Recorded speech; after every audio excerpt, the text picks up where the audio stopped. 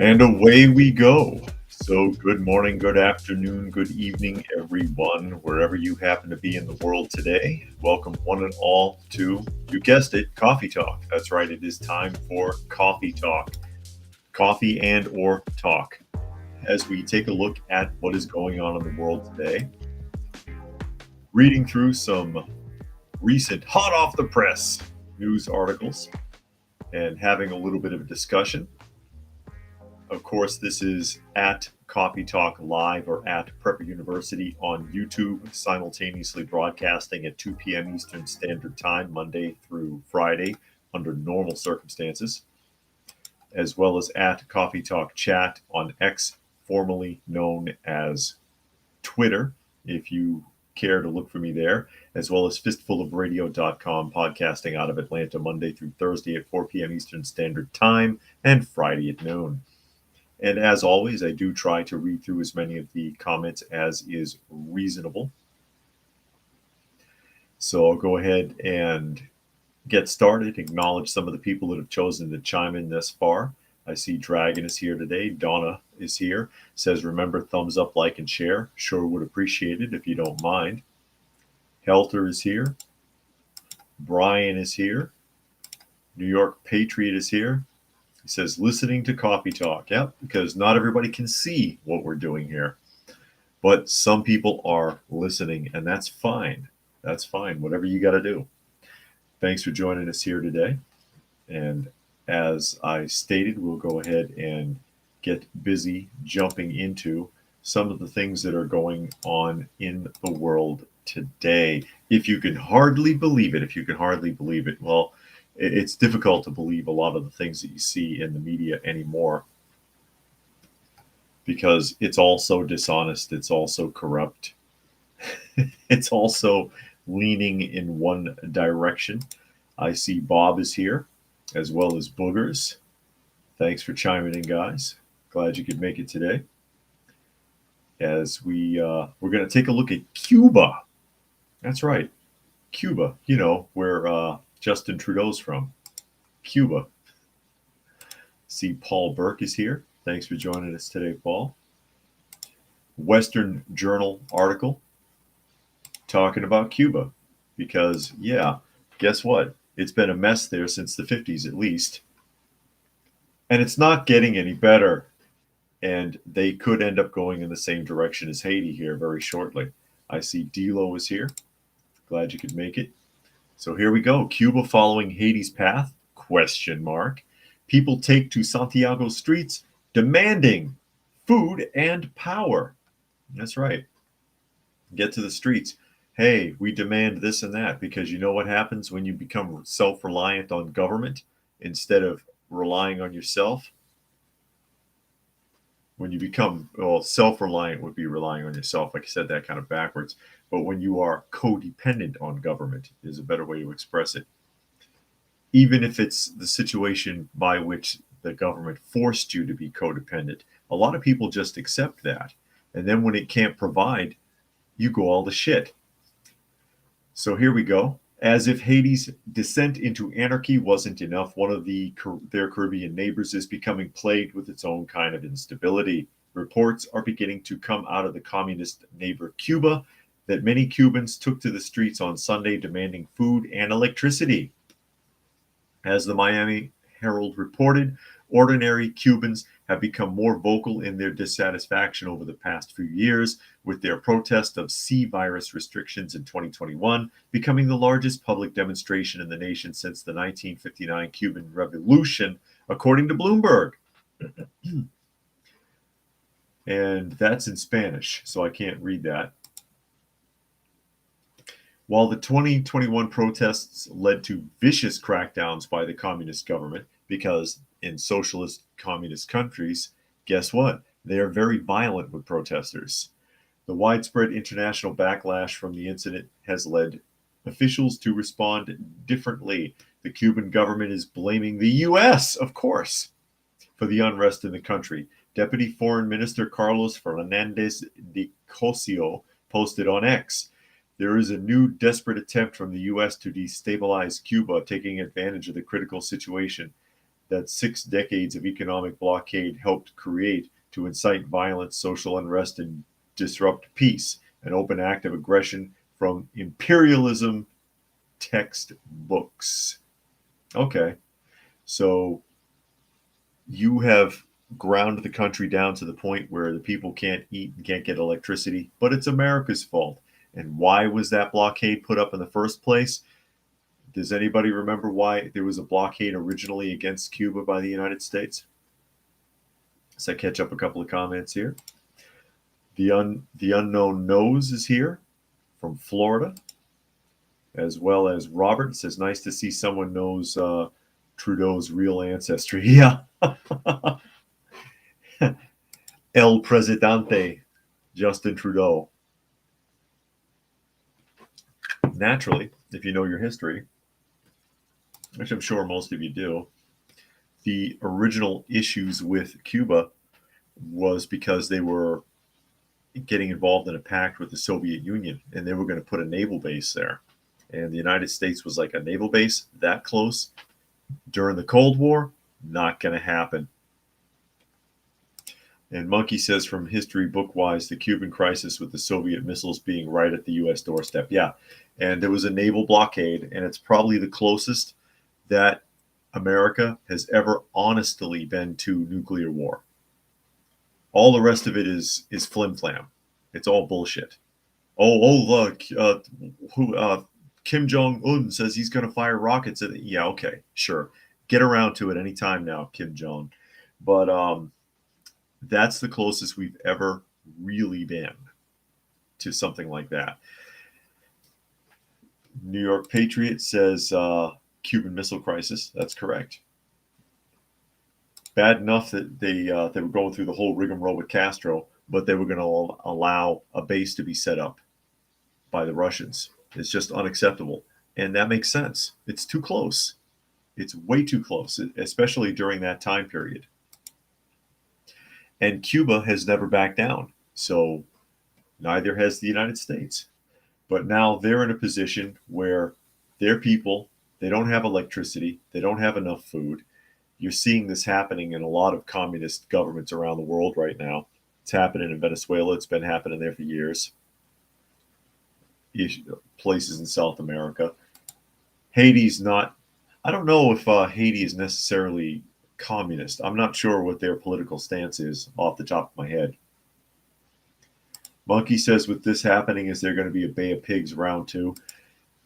We're already spread kind of thin. I hope they don't send anybody to Cuba. I mean, seriously. We are already spread pretty thin financially and militarily. So I really hope we don't have to get involved. And places you can't go is here. Glad you could make it today. Talking about Cuba being a hop, skip, and a jump away from looking like Haiti, quite frankly, right now. People are out there protesting because there's no food and there's no electricity. And again, as I previously stated, in many of these communist and socialist governments, protesters are put down pretty heavy. Now, you can complain about your protests being broken up in the United States. Watch how they do it in some of these other countries. You want to see heavy-handed responses. Marvel fan says if they got their shit together, they would be making billions. Very possibly. And South Florida is here. Glad you could make it. Thanks for joining us today. If you're in Florida, you probably know a lot of Cubans, or you at least see them. Big Cuban presence in Florida. A lot of them have taken the rowboat access to the United States over the years, trying to get away from all of this. But it's America's fault, according to Cuba. It's the imperialist American government, and that's why you don't have food or electricity.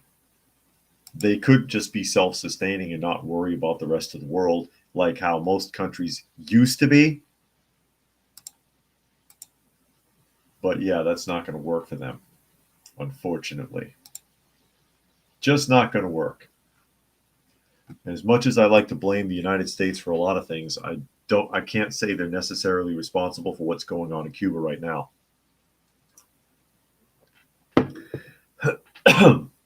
As we get ready to shift gears, we're going to jump from Cuba. We're going to jump from Cuba to Chicago, which is also pretty communist in a manner of speaking. Unknown says Cuban family and neighbors. Yeah. And Brian says some people have blamed white people on African country failures. Everybody wants to blame everyone, and they never want to take some of their own responsibility. No matter what anybody did to you, you still had to make some decisions in there somewhere.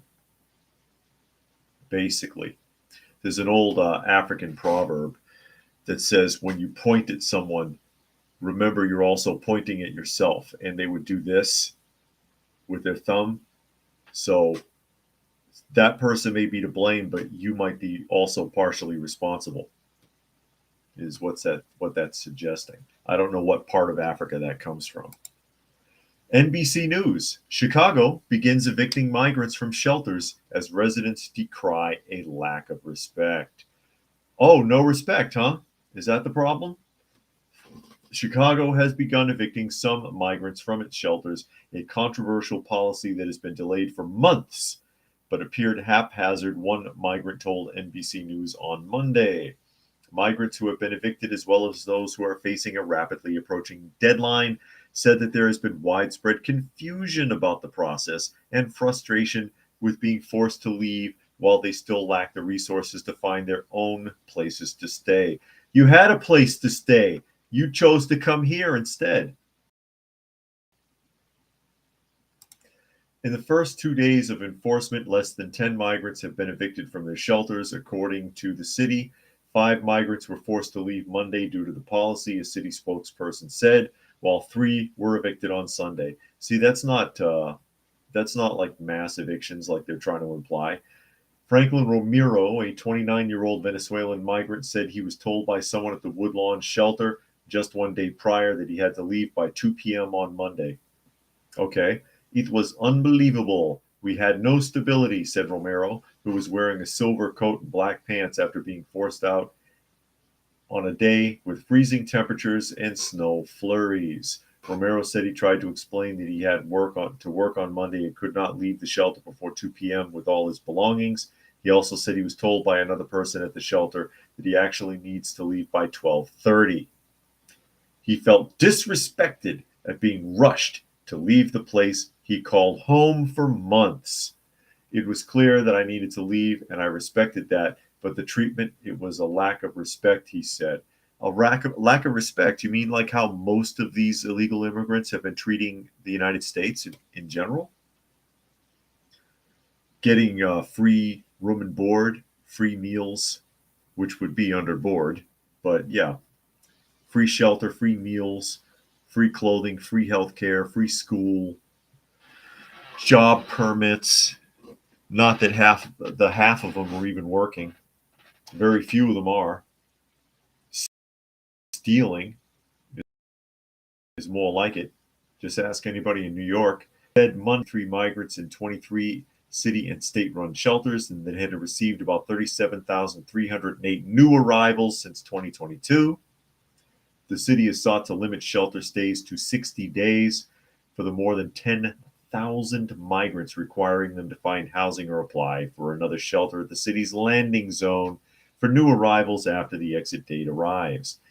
The evictions also come amid a measles outbreak at one of the shelters. And that measles outbreak, I read the article on that. It's like 2 people. So I would hardly call that abnormal even, let alone an outbreak, unless something changed from when I read that article. As we carry on here, I see that All People is here. Glad you could make it. Monkey said Cuba could have went the start of communist Yugoslavia route and not aligned with USSR and be the pretend of communist paradise. Okay. And South Florida said yesterday they caught 25 Haitians off the coast of Florida carrying guns and ammo. Doesn't surprise me. And Dragon says that makes so much sense. Invite millions of illegals into the country, give them taxpayer resources. When the well runs dry, they become homeless, which will increase the homeless population. Yeah, throw them all out. And Puck is here. Glad you could make it. Monkey says, and hell even could have been a tourist attraction country for the Americans. It was. It was. Prior to the People's Revolution and Castro, and then the merger with, or the attempted merger with USSR, Cuba was a hotspot. The strip on Cuba was a big deal. People would fly there back and forth. It was a hotspot. It was a big deal to go to Cuba. It was a vacation paradise for America, and very popular. And all that was ruined when that happened. It went right out the door. And they would still be probably a major resort city, all hotels and casinos right now, if there wasn't a People's Revolution, if it didn't happen.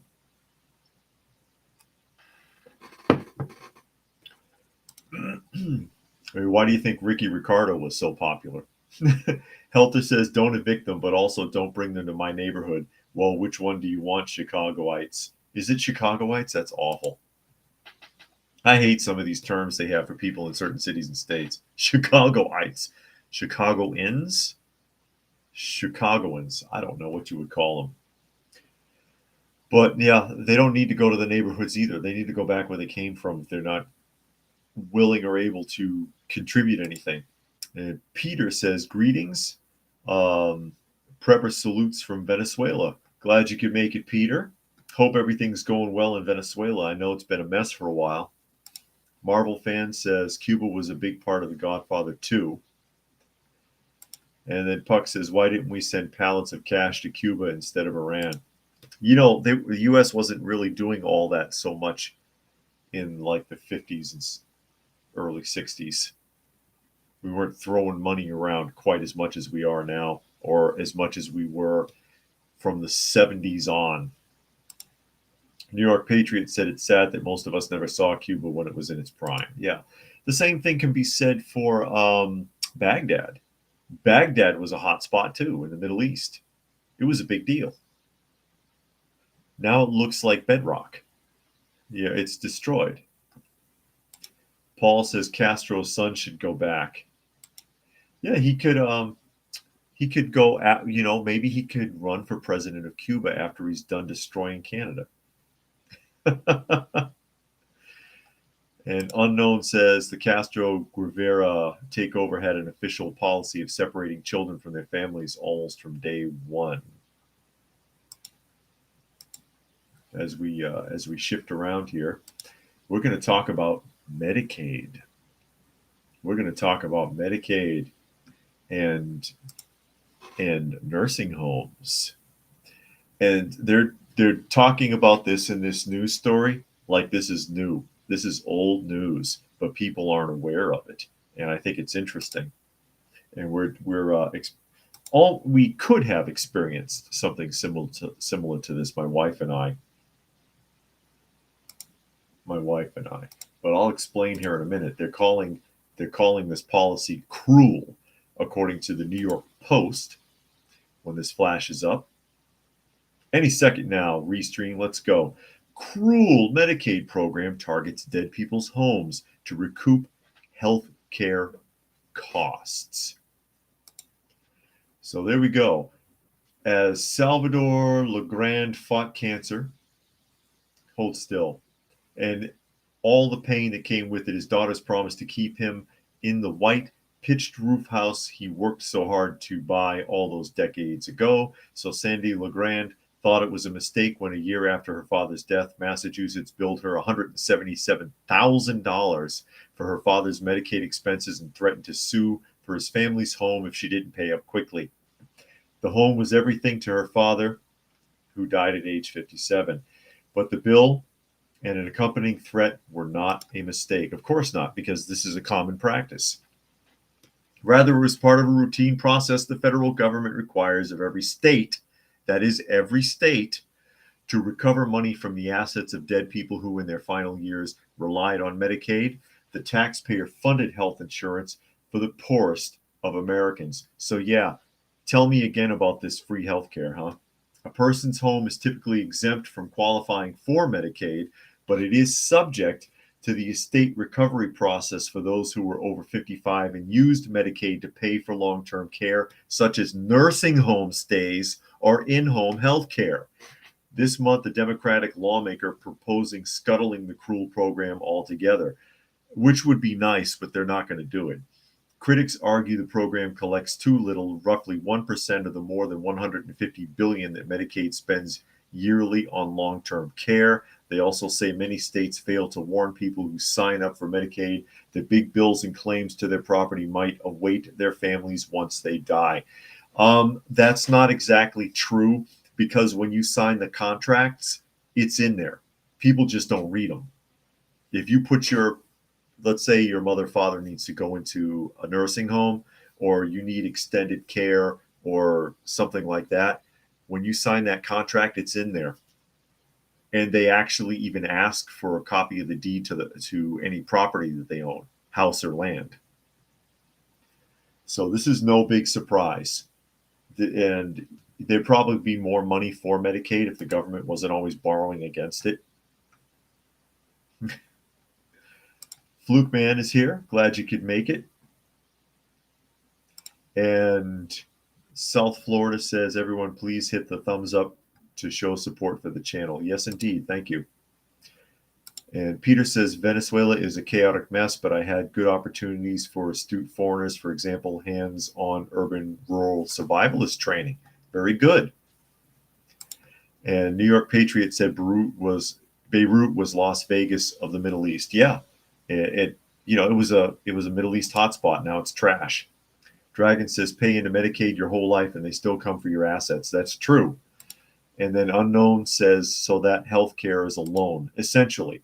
If you have to put a parent or a loved one in a nursing care facility, in a hospice, or like you need assigned care where like staff comes to your home, or a live-in nurse, anything like that, it's in the contract. So like I said, that's the one thing that's a little misleading about this article, is it says that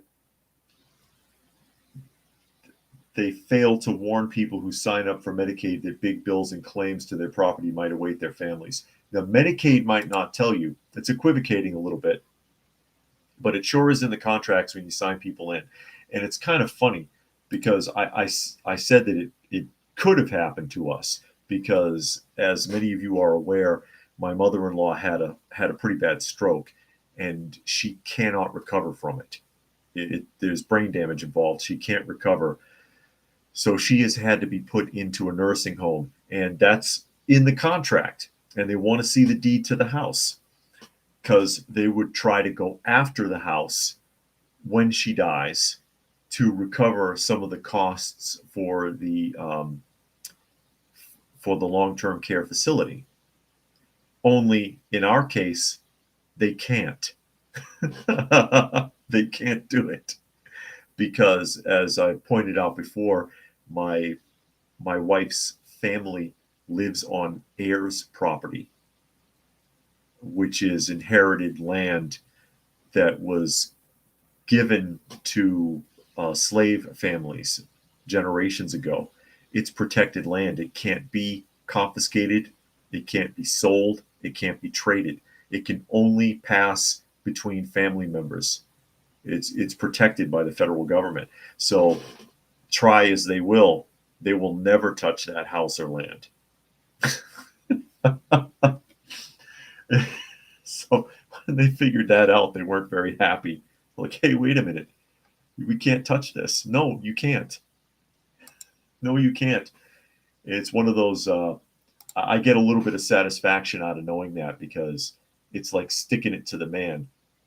You know what I mean? It's like, oh, we'll come after your house to recoup losses. Oh, wait. No, we won't. No, you won't. Not in her case anyways. Not in her case anyways. Who wants to talk about whistleblowers again? This is a huge pet peeve of mine, whistleblowers, and the fact that it doesn't really work. They want you to be honest and transparent and see something, say something. And what they really mean by that is they want you to rat on your neighbors, for when they start passing out the brown shirts. They want to know who's going to put that armband on and be a good old boy. That's what they want because, Big Brother is watching. He is watching after all. But if you are a legitimate whistleblower who has a legitimate problem, a claim against something in government or something in a big corporation, bad things happen to you. Like when we read last week about the whistleblower at Boeing who mysteriously decided to commit suicide in the middle of his trial. Shot himself at home. Yeah, what a coincidence.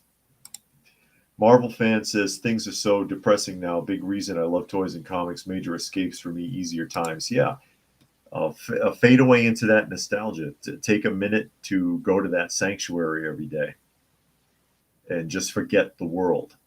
Forget about the world for a minute. Everybody should have that opportunity. It's healthy. It's healthy for you. So jumping around here, we're going to talk. This is a UBJ article. It's not an article you're going to find very easily. And when you see what this whistleblowing is and what they did to her, you'll understand why I had a hard time pulling this article up.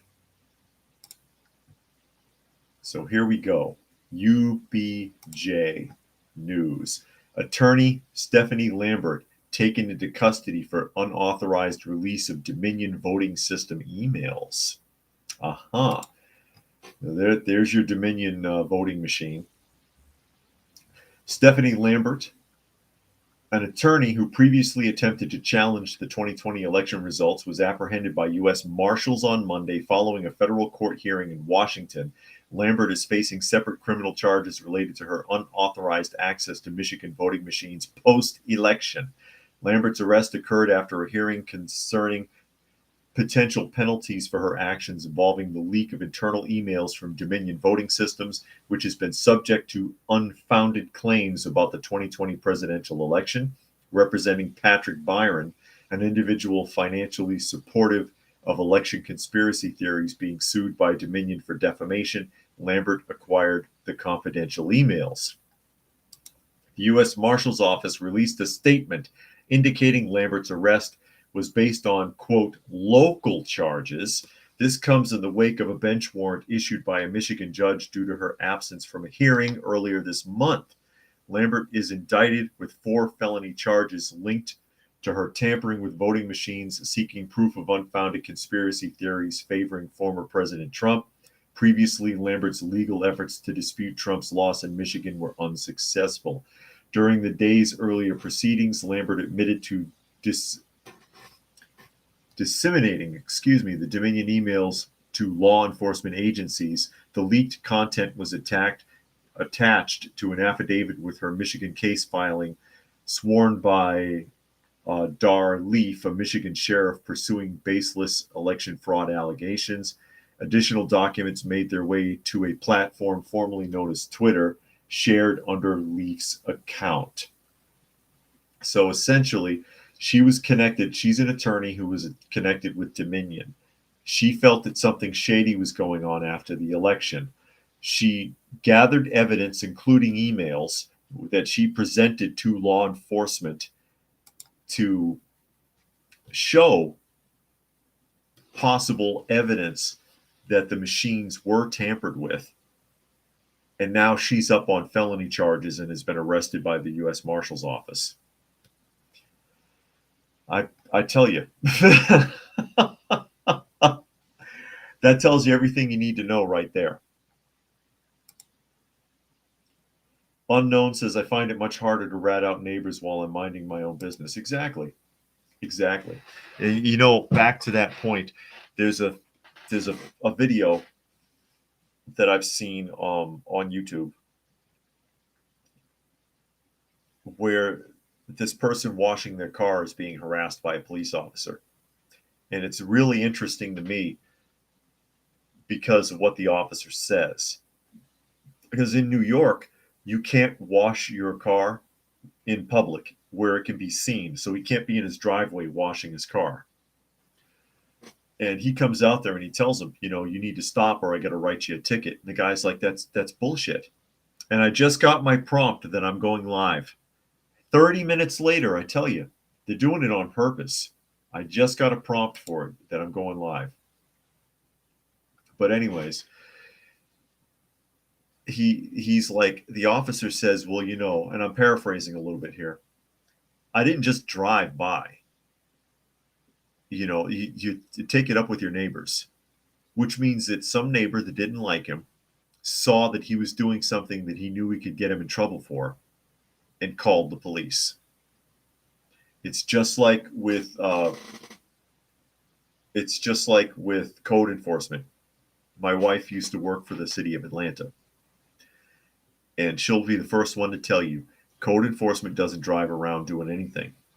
They have their little spots they park in, and when they get a signal to go to a certain address, it's because someone called. A neighbor called and complained. So they drive out there, have a look. Yep, your grass is too high. Here's a citation. Oh, you left your barrels on the curb. Here's a citation. People are evil. They're evil. Puck says she was arrested for seeking the truth. And we're living in a police state. No kidding. No kidding. Brian says, can't wash your own car in public. What the hell? Yeah. I guess I don't know why, but you can't do it where anybody can see you. It's some kind of stupid thing. I believe it was New York. But what struck me about it was obviously it was a neighbor that called it in. New York Patriot says, I don't know what part of New York it is, and I've been all over the state. Must have been an HOA. That's possible. That's possible. And Marvel Marvel fan says, I own 4 stores. I had one lady report a few stupid things I've been doing for 20 years and had to stop. And Megan says, didn't the same thing happen to Tina Peters of Colorado for downloading evidence of election tampering prior to the Secretary of State deleting it? That sounds familiar. I'm not sure, though. I'm not sure. But this is what you get. She thought she had evidence. She had some emails. She gives it to law enforcement. She's trying to do the right thing. They charge her with 4 felony counts, and then the marshal's office arrests her. And remember the name Stephanie Lambert. That's her name. Attorney Stephanie Lambert. Because now I'm waiting to see if she decides to commit suicide. If I see an article that Stephanie Lambert killed herself, I'm going to call bullshit on that. Basically.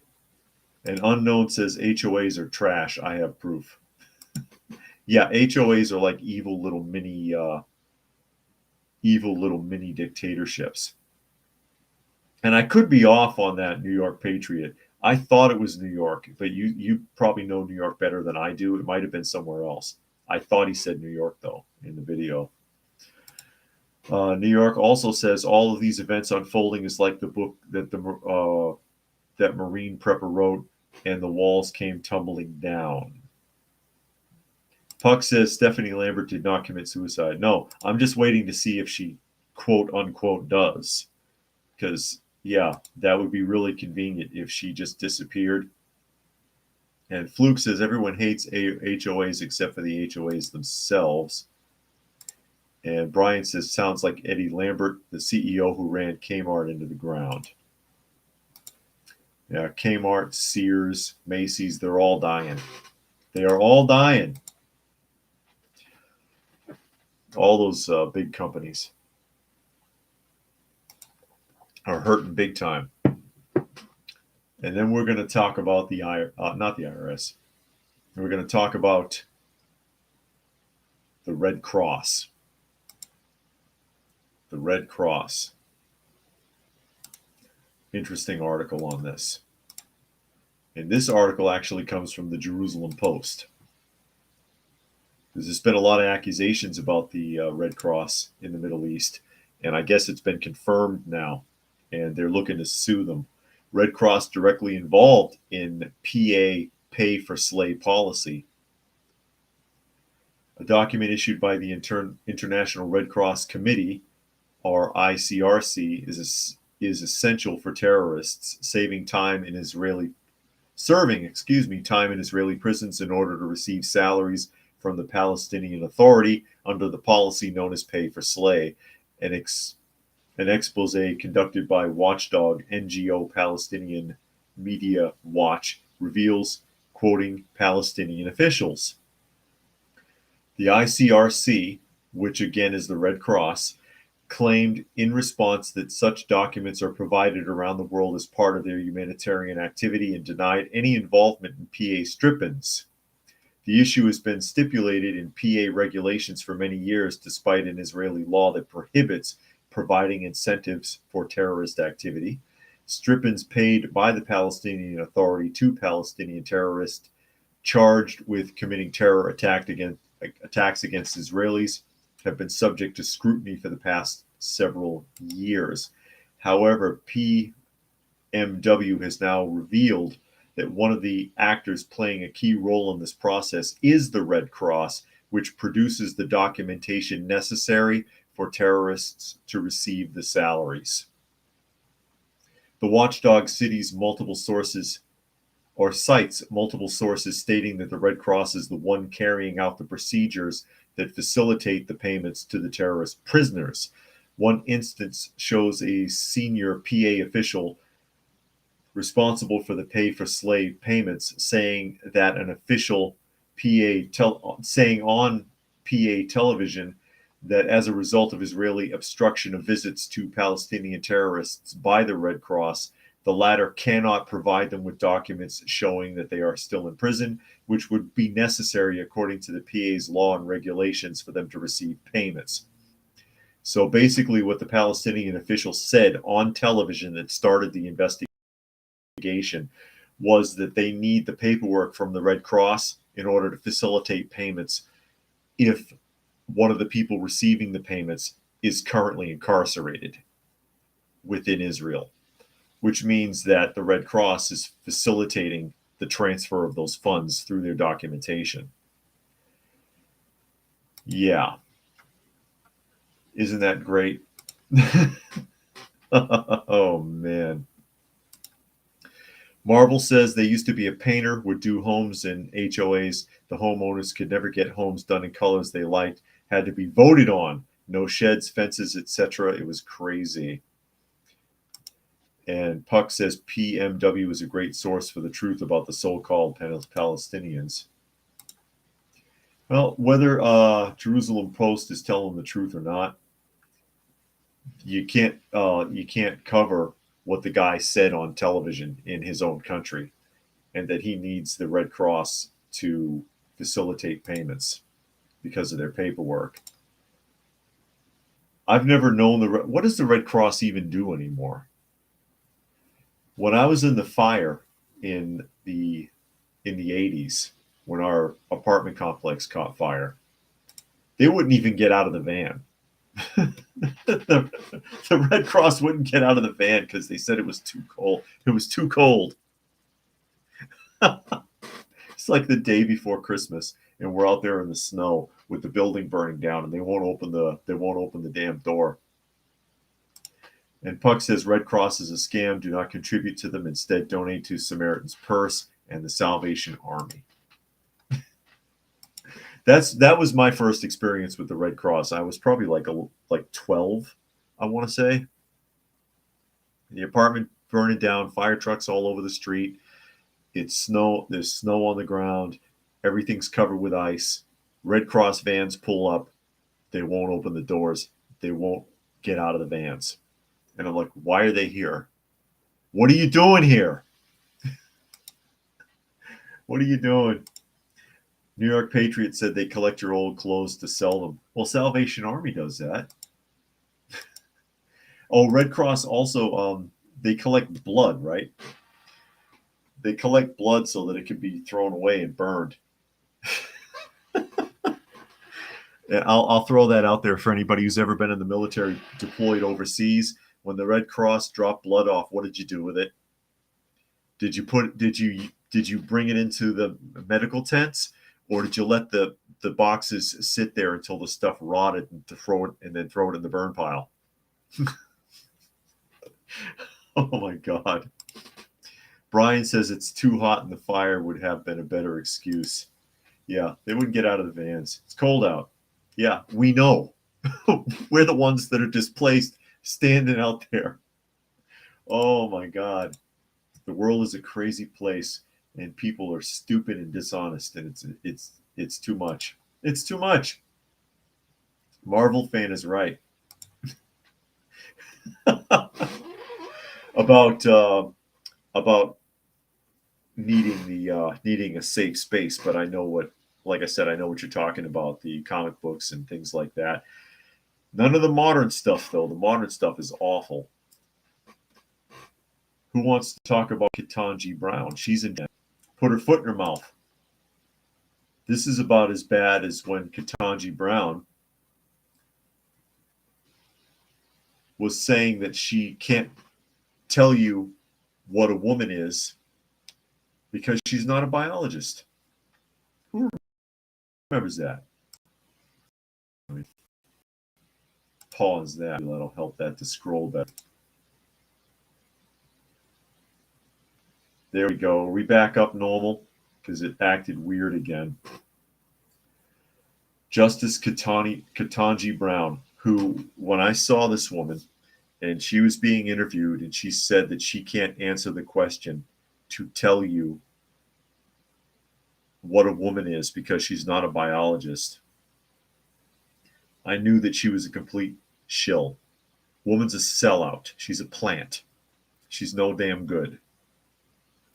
And she has done it again. She's done it again.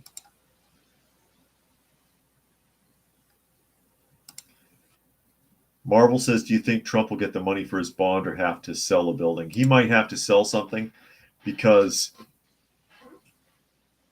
all these big companies are still on the hate Trump bandwagon. So they're not going to want to give him a loan outright. You know what I mean? They think they're on the right side of history.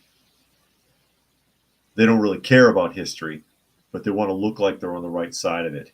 So it might be difficult for him to get a loan. He may have to sell something. But Ketanji Brown, she doesn't know what a woman is, even though she's had, I think, 2 children. She's had 2 kids. She doesn't know she's a woman. Justice Ketanji Brown Jackson raises eyebrows with a comment that the First Amendment hamstrings the government. Oh, so we need to get rid of that, huh? In a debate on Monday at the Supreme Court challenging the Biden administration's alleged coordination with big tech to censor certain messages, one justice raised eyebrows in her comments about the government's relationship with the First Amendment. And you all know about that. We already know by now that the executive branch of the White House strong-armed Facebook, Twitter, whoever, whatever, all of these agencies, ScrewTube, to spin a certain narrative in relation to the C virus. They didn't allow people to talk about it. They didn't allow people to talk about it. And a lot of the things that people were discussing at that time have turned out to be true now, unfortunately. And there's an investigation for that. It won't go anywhere, but there's an investigation. Okay, the case stems from a lawsuit brought by Republican-led states, Missouri and Louisiana, that accused high-ranking government officials of working with giant social media companies under the guise of combating misinformation that ultimately led to censoring speech on topics that included Hunter Biden's laptop, the C virus origins, and the efficacy of face masks, which the state argued was a First Amendment violation. And now even Fauci admits that the face mask was bullshit, that they just kind of made it up. In nearly 2 hours of oral arguments, the justices debated whether the Biden administration crossed the constitutional line. Of course they did. And whether its outreach efforts with private companies amounted to permissible persuasion or encouragement versus illegal coercion or threats of retaliation. Quote, it's got these big clubs available to it, and so it's treating Facebook and these other platforms like their subordinates, Justice Samuel Alito said.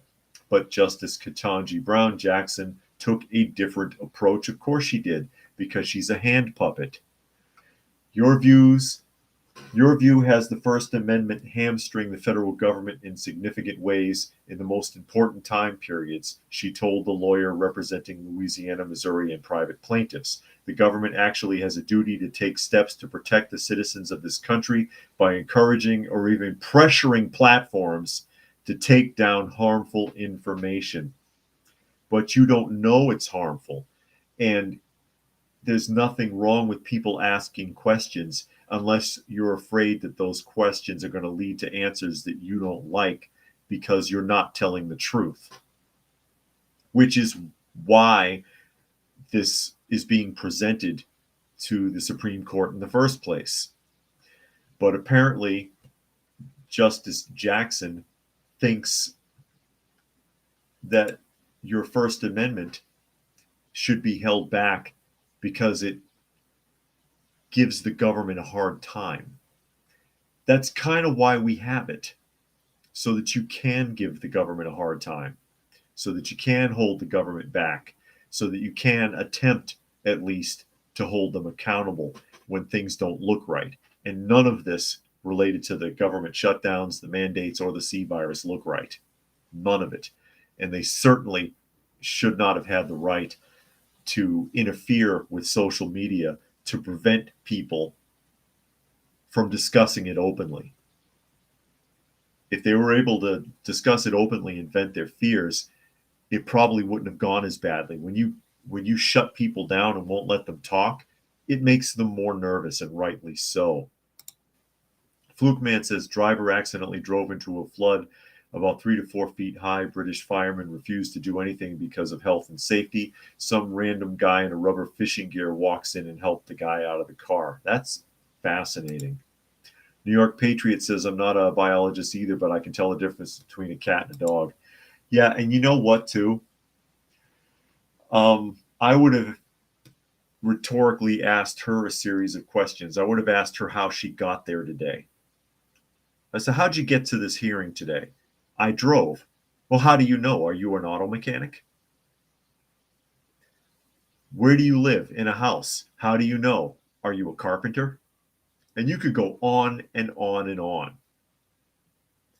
What are you wearing on your feet? Shoes. How do you know? Are you a cobbler? You could pick it completely apart very easily. And Eric Peter says, if you haven't seen the Don Lemon Elon Musk recent interview on YouTube, it's a must. I can't believe how arrogant and honestly challenged Lemon is. How did he even get on television? Because he's arrogant and he's dishonest and easily manipulated. He's doing exactly what he's paid to do. That's what Don Lemon is doing. He's doing exactly what he's paid to do. That's who they want. So it doesn't surprise me at all that he behaves that way. Helta says this is what happens when they hire based on ideology and not merit. She's objectively not qualified for the job, like Kamala Harris. Of course. Dragon says when she doesn't know what a woman is, we can't expect her to understand what the First Amendment is either. Yeah, DEI at best. And Fluke Man says, yes, I said fireman, not firefighter. If people are so salty about it, why not call the opposite sex firewoman? No brain. And Puck says Republicans prevented Garland from getting on the Supreme Court, but then heartily made a fuss about the idiot being put on the court. Good grief. And Unknown donates to the Salvation Army in their town, mostly because they hate throwing usable items in the trash. I understand. And Unknown says harmful information like the food pyramid or college debt is really wealth. Now, harmful information like that cigarettes are have medicinal purposes. That's why my mother used to smoke. Doctors used to tell you to smoke menthols for your lungs. as they were paid to do it. All people. Per researchers, KBJ is a diversity hire that hails from post-slavery era Caribbean migrant family lineage. Yep. And Puck says harmful speech as defined by who? By the federal government, by Big Brother, and he is watching. New York Patriot says what's worse than Don Lemon is Valuetainment hiring Fredo Cuomo. But yeah, this doesn't surprise me at all that she has that stance. That's why she's in there. That's why she's in there. And that whole, when she said that about not knowing what a woman was because she doesn't have a degree in biology. Because God knows, for eons, no one has been able to figure it out until they invented a biology degree. She was just letting people know she's for sale.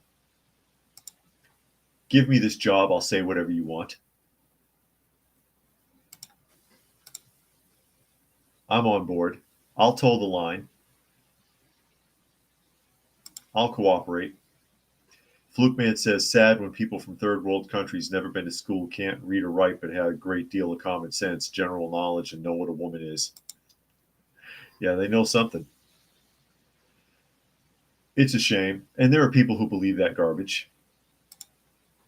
There are people who believe it. There are people who are following along with that. It's destructive. It's unraveling society. And it hurts the youngest generations the most.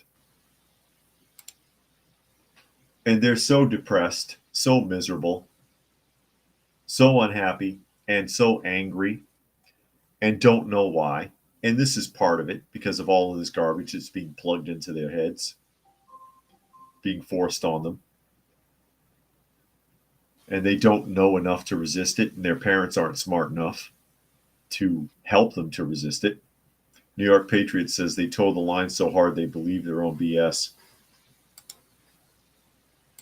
And Unknown says, I balk at taking advice about harmful speech from the same organization that stockpiles WMDs. Seems wrong somehow. No kidding. But we're not done talking about the U.S. government here. United Liberty article. This is another one that you'll be hard-pressed to find information on. They don't want you to hear that part. Uh-oh. Am I freezing up? They really don't want you to hear this. Here it comes. United Liberty article.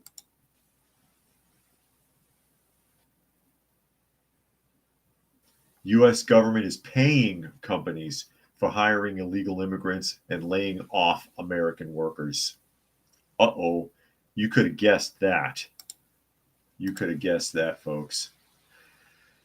So here we go. Williams explains how companies are leveraging tax credits such as the Work Opportunity Tax Credit to substantially reduce labor costs associated with hiring migrants, with incentives amounting to nearly $10,000 in tax credits per migrant hire. Corporations find it financially advantageous to prioritize immigrant workers, leading to layoffs and job displacement for American employees. Surprise! Drawing attention to companies like Tyson Foods, who we've talked about a couple of times this week. Williams unveils the extent to which corporations are capitalizing on tax credits to hire thousands of asylum seekers and migrants. The cost differentials between hiring Americans and migrants, coupled with lucrative tax benefits, compel businesses to opt for cheaper labor alternatives, reshaping the dynamics of the job market. Think about that. You want to know why Tyson's doing this and they don't give a shit about a boycott? 52,000 illegal immigrants they said that they're prepared to hire, times 10,000 apiece in a tax credit. And they're going to pay them less because they're going to pay them an average of $16.50 an hour, I think it said. I'm pretty sure that the people in those plants make a little more than that. And they've already been hiring them illegally for years anyways. Now they get to hire them legally. and get a $10,000 up to, but I'm sure they'll pull it out, a $10,000 break per employee, and probably there's a stipulation in the contract somewhere for how long they have to be there, a minimum of 6 months or something like that, and then you can fire them, lay them off, hire another batch of migrants, and collect another 10 grand apiece.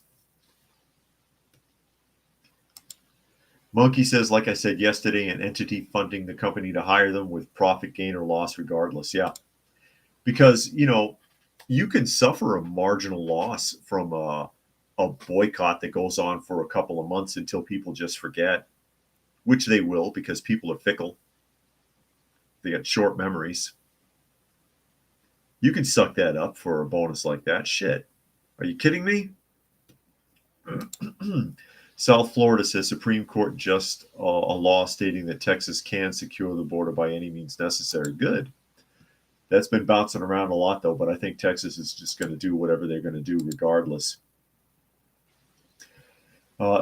Continuing here, furthermore, Williams discusses the symbolic relationship between corporate hiring practices and real estate investment in workforce housing, with corporations like Amazon and Blackstone committing billions of dollars to affordable housing initiatives. The coverage of tax incentives and corporate investment underscores a significant shift in the real estate landscape.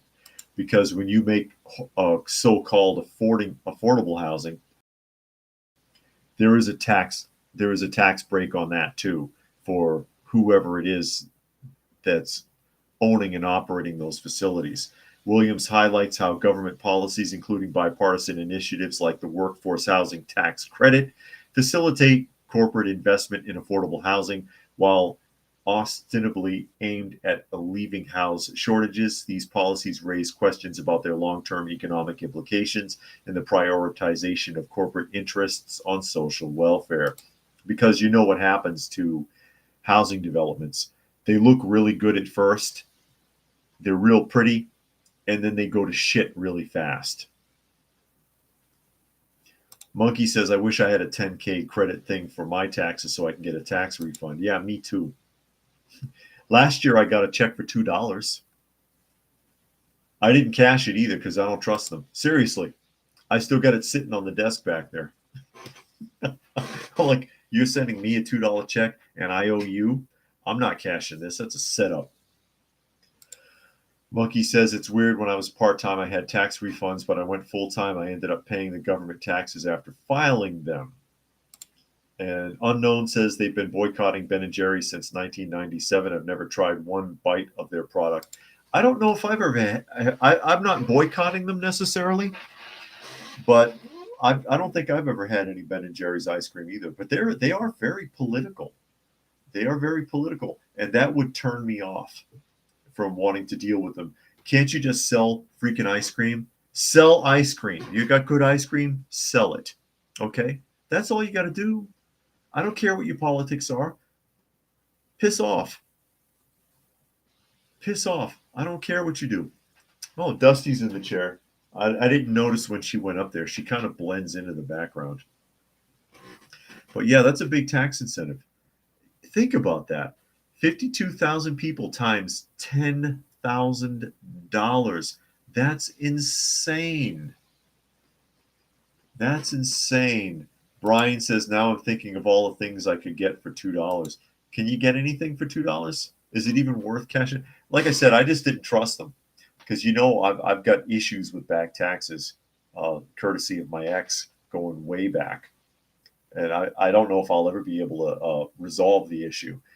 But don't send me a check. I don't trust that. Oh, no. New York Patriot says Ben & Jerry's sucks. You're not missing much.